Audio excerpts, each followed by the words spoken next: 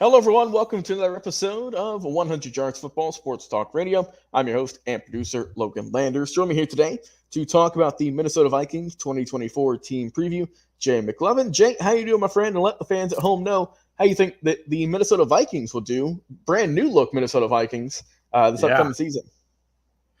Yeah, thanks, Logan. I appreciate it. Having a good time, man. Let's talk some Minnesota. I know we talked Green Bay. We're going to keep it in the north, and now we're going to talk Minnesota.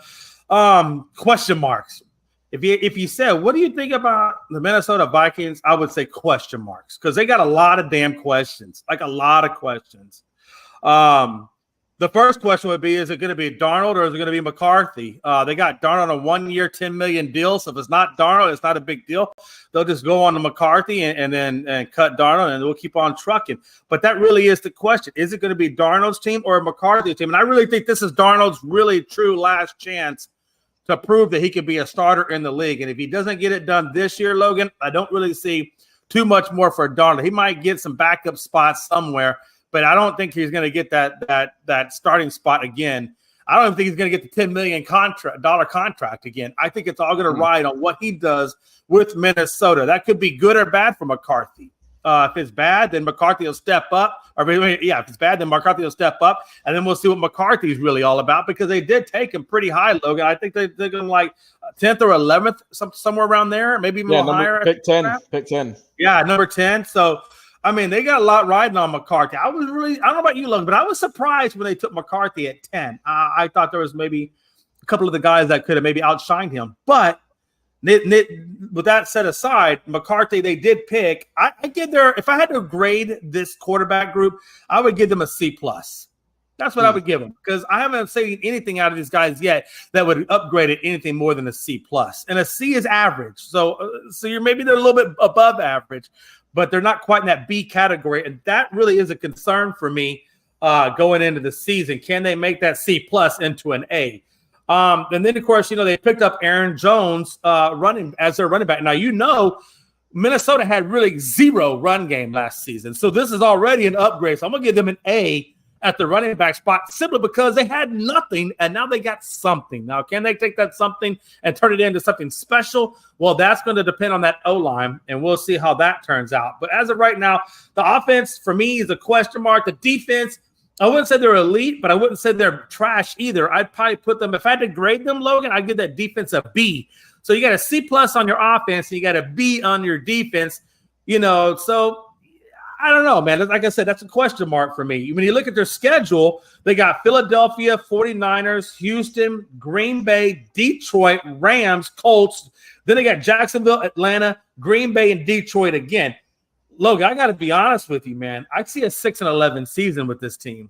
I really do. With the grades, I like that their offense and defense and the question marks I got. I got them at 6-11. And if last season they were 7-10. But last season they had Kirk Cousins. Well, they don't got Kirk Cousins anymore. Now they got McCarthy. Now they got Darnold. And that's why I give them a 6-11 because just nobody really knows. And then, of course, you look at the other side of it, right? The wide receivers, Jefferson really is their only true quote unquote wide receiver. Everything else is just a bunch of scrubs. Addison last year was kind of a scrub. Hawkinson, I think he tore his ACL, if I'm not mistaken. Yeah, he got hurt. Yeah. So I don't expect to see, and he's only 8 months removed from that injury. So I don't think we're going to see Hawkinson until probably maybe weeks 6 or 7. I think it's maybe he could come back sooner, but I don't think he comes back fully healthy if he comes back sooner. I think a healthy Hawkinson would be somewhere around week 6. Hawkinson really truly is their number 2 wideout. Okay, that's how bad this wide receiving core is. Outside of Jefferson, which is your wide receiver 1, I think Hawkinson is your next biggest target. And if you saw last year and what he did last year in terms of production compared to the other wide receivers not named Jefferson, he really was their number 2 guy. And of course, you saw him over in Detroit when they brought him over. So that you can go back and even look at his Detroit and see how he played over there. They haven't made any big additions with the exception of Jones. They haven't really brought in a whole lot of big additions to really move that needle from a C+ or a B or average, anything better than that. So that's kind of another reason why. Jones, he's 30 years old now. And, that's usually when running backs start to kind of fall off. He weighs 209. He's like 5'8", He's a kind of a small guy. He's 7 seasons in, 18 missed games. So there's a lot of injury prone with this guy, and he's not getting any younger. So again, even Jones can be, even though he's better than what they had, he's still a question mark in his own way. So again, that's another issue. The interior defenders is a true weakness on this team. Harrison Phillips has not really been too much of a pass rusher. Now they've got some other guys that they're saying is going to step up and take that role. But I got to be honest with you, Lo, when I look at this team, I only see 6-11. I mean, this team has definitely lost more, I think, than they've gained. I don't think that's a question. Obviously, you lost your big two. You lost Kirk. You lost him, which is a big one, and you lost your running game in terms of you lost Madison. You brought in Jones. So that goes. You got Jefferson. That's great. You got Jefferson. Hawkinson's good when he's healthy. Hopefully, he comes back to full strength. A guy who needs to step up on the offense side, Jordan Addison, guy at a USC. Jay, remember he was lighting the world on fire out there. Yeah. Let's see if he can step up. Rest of this team, though, man, I mean, O-line, they got to get something going for Darnold and or McCarthy, depending on who is going to be the starter. And the defense, like you said, the defense, a lot of vets on this team, man. A lot of vets.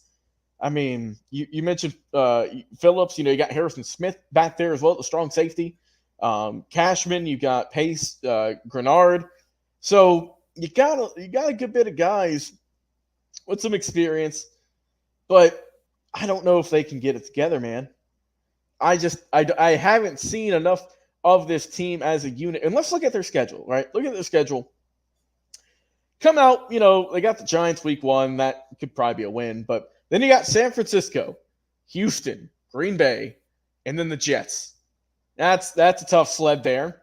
You get a week off, you get to relax, but then you come into Detroit, Los Angeles, the Colts. They play Green Bay a little bit later in the season also. Again, you got Detroit to end your season.